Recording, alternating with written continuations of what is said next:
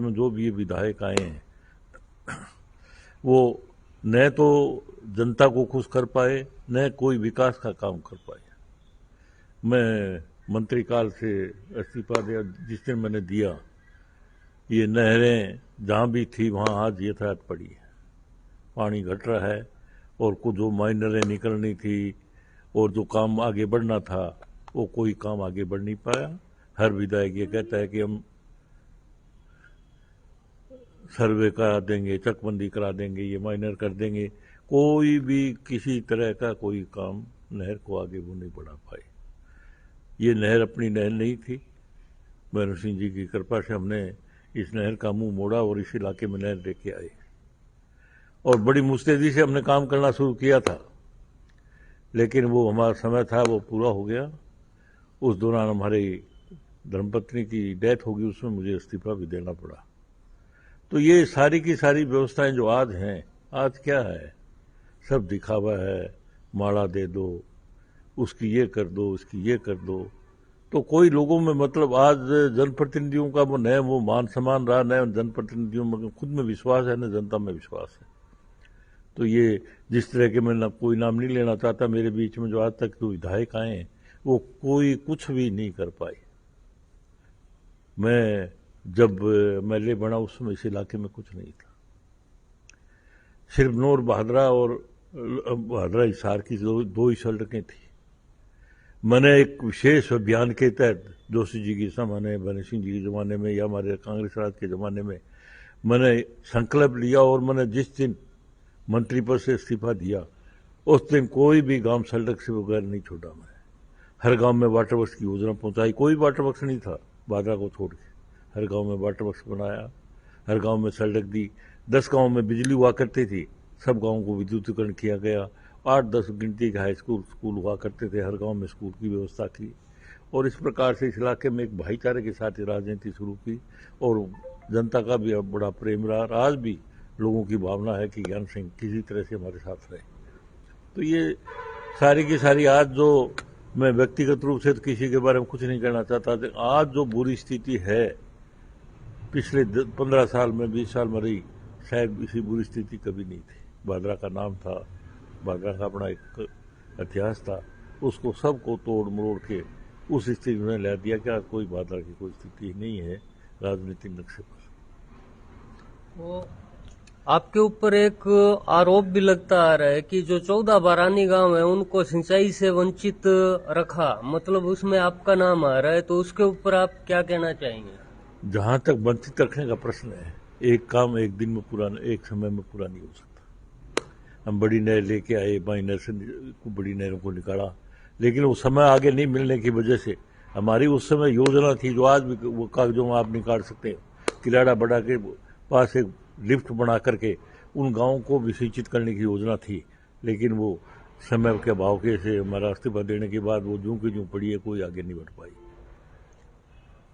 और एक सवाल ये है आपसे कि आज जो मतलब सांप्रदायिक सौहार्द जो बादरा का आपके समय में था और आज एक है, तो इनमें बहुत सी भिन्नताएं आ गई हैं, तो आप जनता को क्या संदेश देना चाहेंगे सांप्रदायिक सौहार्द के बारे में? मेरा तो देखो जी, सब साथियों से, जनता से, भाइयों से ये निवेदन है कि इस इलाके में बहुत बड़ा लंबा चौड़ा सांप्रदायिक भाईचारा रहा। हमने कभी ये सोचा नहीं कि ये किस जाति से है, किस संप्रदाय से है, सब भाईचारा था, सब पास में बैठ के बात किया करते थे। और अब जिस तरह का वातावरण बना है ना, तो ये बड़ा मतलब गलत वातावरण है सब लोगों के लिए, चाहे किसी के लिए भी हो, कोई अच्छा संदेश नहीं है। और लोगों में आज कोई भी हो, माइनॉरिटी में है, अगर वो भ्रमित है शासन से या समाज से, तो वो उसको कोई, हम जनतंत्र का राज नहीं मानते।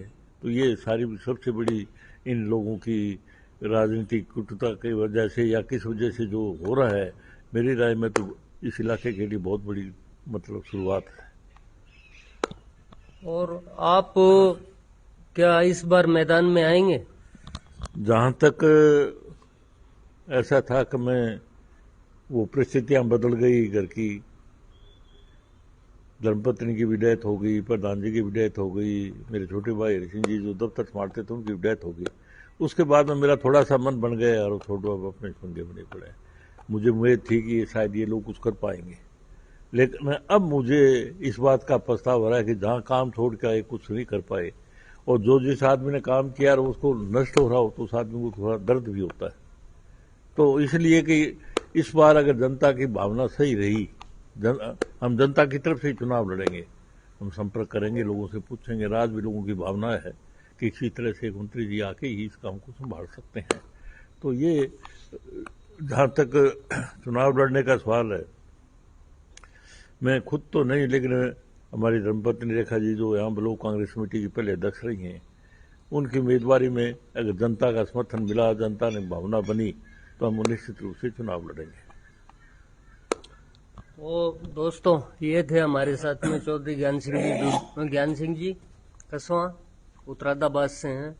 तो आंगो कहने को मतलब वो है कि ए चुनाव में भी आ सके, और जो 14 बारानी गांव वंचित रह गया बंग खातिर स्पष्ट शब्द हम कहने लग रही है कि मैं एक लिफ्ट नहर किराड़ा बड़ा कन्नू निकालने की एक मतलब योजना बनाई, लेकिन वह फलवती को नहीं हो उसकी, कारण कि इस्तीफो दे दियो आपके पदों बिंग बाद में जितना भी लोग गया वह भी चीज के ऊपर काम को नहीं कर पाया।